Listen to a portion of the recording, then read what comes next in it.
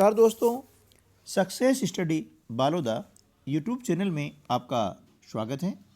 8th grade अभ्यास पुस्तिका कक्षा 8 विषय विज्ञान के पाठ 1 के इस कालखंड में आपका स्वागत है।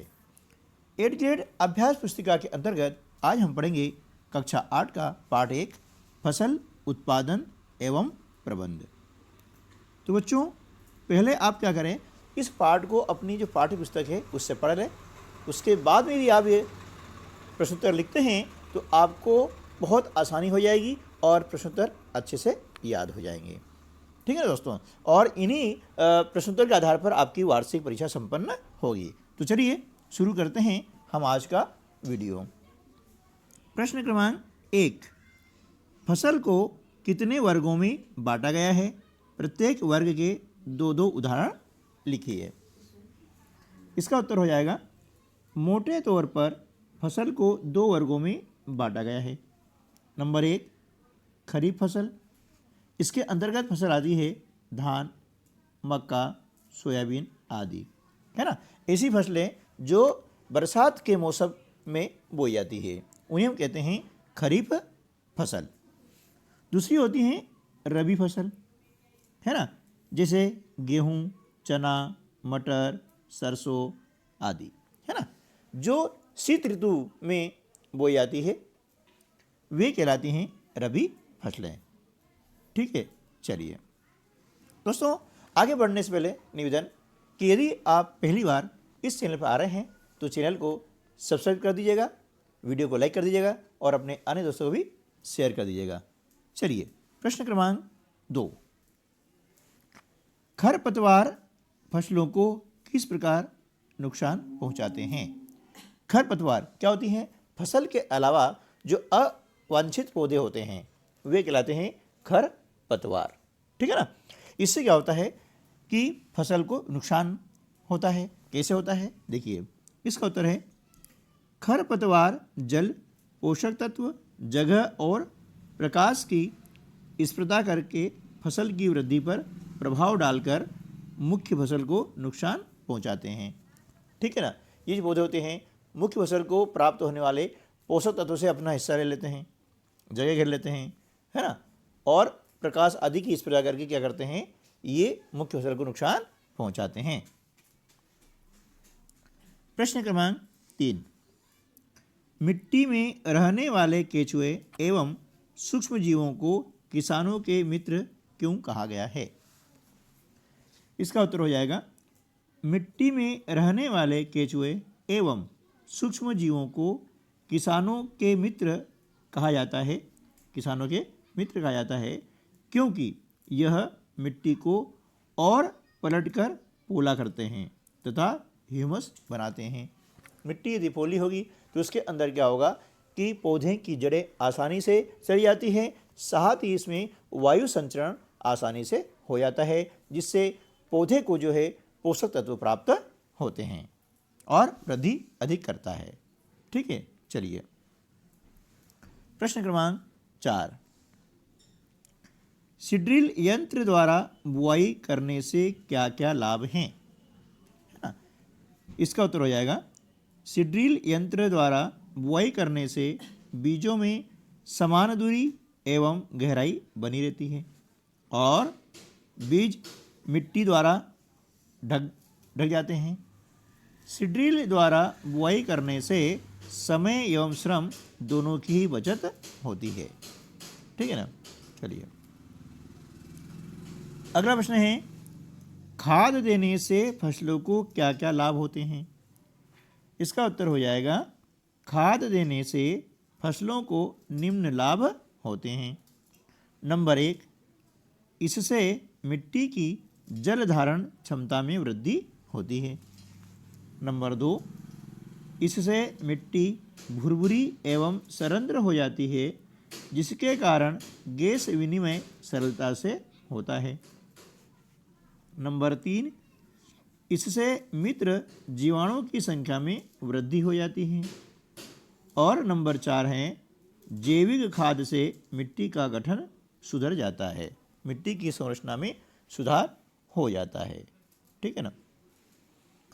प्रश्न क्रमांक 6, फसल के भंडारण से पूर्व धूप में सुखाना क्यों आवश्यक है? इसका उत्तर है ताज़ा फसल में नमी की मात्रा अधिक होती है ना। यदि फसल के दानों यानी बीजों को सुखाए बिना भंडारित किया गया तो उनके खराब होने अथवा जीवों द्वारा आक्रमण से वे अंकुरण के लिए अनुपयोगी हो जाते हैं। अतः भंडारण से पहले दानों यानी बीजों को धूप में सुखाना आवश्यक है, जिससे उनकी नमी में कमी आ जाए। देखिए, जैसे फसल ताज़ी कटती है ना तो उसमें नमी अधिक होती है, और यदि उन फसल के दानों को ऐसे हमने रख दिया तो क्या होता है, उसमें खराब होने डरता है, और आपने देखा होगा उसमें धुन पड़ जाती है ना। धुन से भी बीज खराब हो जाते हैं, है ना, और उनका बाद में अंकुरण भी नहीं हो पाता है। इसलिए अनाज कोई सा भी हो उसे धूप में सुखा करके ही रखना चाहिए। अगला प्रश्न है प्रश्न क्रमांक 7, फसल बोने से पूर्व आप स्वस्थ बीजों का चयन किस प्रकार से करेंगे, है ना।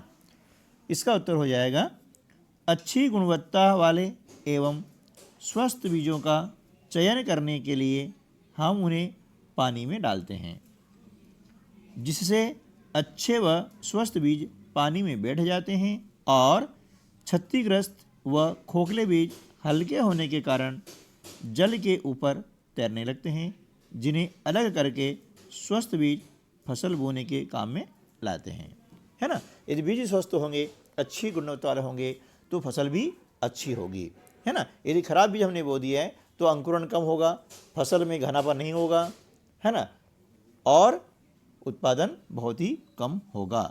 इसलिए हमें अच्छे बीज बोने चाहिए। प्रश्न क्रमांक 8, जल की कमी वाले क्षेत्रों में सिंचाई की किस विधि का उपयोग किया जाता है? विधि का नाम लिखिए तथा चित्र बनाइए। देखिए, इसका उत्तर हो जाएगा कि जल की कमी वाले क्षेत्रों में ड्रिप, है ना, यानी बूंद बूंद सिंचाई प्रणाली का उपयोग किया जाता है। इस ड्रिप सिस्टम का नाम टपक प्रणाली भी है ना। इसे टपक प्रणाली नाम से भी जाना जाता है, या बूंद बूंद सिंचाई प्रणाली नाम से भी जाना जाता है। इसका चित्र है, ये आप यहाँ देख रहे हैं कि चित्र यहाँ पर बना हुआ है ना, ठीक है। ये चित्र आप बना हुआ है, इस प्रकार से चित्र पुस्तक के अंदर से आप बना सकते हैं, ठीक है ना। ये ड्रिप वाला है ना। ये ड्रिप में क्या करते हैं, ये सारे पौधे लगे रहते हैं और ऐसी जो लाइन पाइप खींची जाती है और इन पौधों के पास में एक ऐसा नोजल लगाया जाता है, जिससे क्या होता है कि पानी बूंद बूंद इसकी जड़ तक पहुंचता रहता है। इसके कई फायदे हैं, इसमें खरपतवार भी नहीं उगती है और अनावश्यक रूप से निंदाई गुड़ाई का खर्च भी बच जाता है, जो कि अनावश्यक होता है, ठीक है ना, और कम पानी में काम हो जाता है। तो ये प्रणाली जो है बहुत ही अच्छी है जहाँ पर जल की कमी होती है।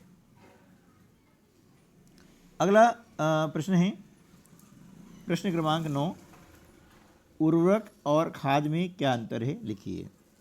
देखिए, कई लोग समझते हैं कि उर्वरक और खाद एक ही है ना, लेकिन दोनों में अंतर है। मेन अंतर क्या है वो हम देख लेते हैं कि उर्वरक और खाद में निम्न अंतर है। नंबर 1, उर्वरक एक मानव निर्मित लवण है, जबकि खाद एक प्राकृतिक पदार्थ है जो गोबर एवं पौधों के अवशेष के विघटन से प्राप्त होता है ना।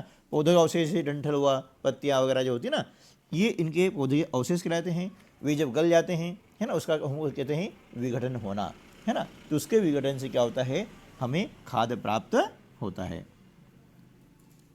दूसरा अंतर है कि उर्वरक का उत्पादन फैक्ट्री में होता है, जबकि खाद खेतों में बनाई जा सकती है, ठीक है ना। उर्वरक का उत्पादन कहाँ होता है, फैक्ट्री में होता है, ठीक है ना। चलिए, तीसरा अंतर है कि उर्वरक से मिट्टी को ह्यूमस प्राप्त नहीं होती है, जबकि खाद से मिट्टी को ह्यूमस प्रचुर मात्रा में प्राप्त होती है, जो कि फसल उत्पादन में काफ़ी सहायक होती है, ठीक है ना। यदि ह्यूमस ज़्यादा होगा तो उस मिट्टी की जल धारण क्षमता भी अधिक होगी। अगला प्रश्न है प्रश्न क्रमांक 10, मिट्टी की उर्वरता बढ़ाने के लिए किसान कौन कौन से तरीके उपयोग में लाता है, विस्तार पूर्वक वर्णन कीजिए।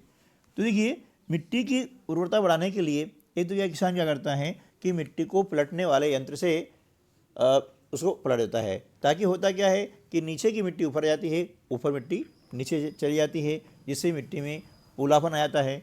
पूलापन आने से क्या होगा कि मिट्टी में जल धारण क्षमता बढ़ जाती है, और वे जब पूली हो जाती हैं तो फसल की जड़ें आसानी से नीचे तक पहुंच जाती है, वायु संचरण अधिक होता है ना। तो बहुत सारे फायदे हैं। इसके अलावा मिट्टी की उर्वरता बढ़ाने के लिए किसान खेतों में खाद डालते हैं, ताकि मिट्टी में पोषक तत्वों की उचित व पर्याप्त मात्रा बनी रहे।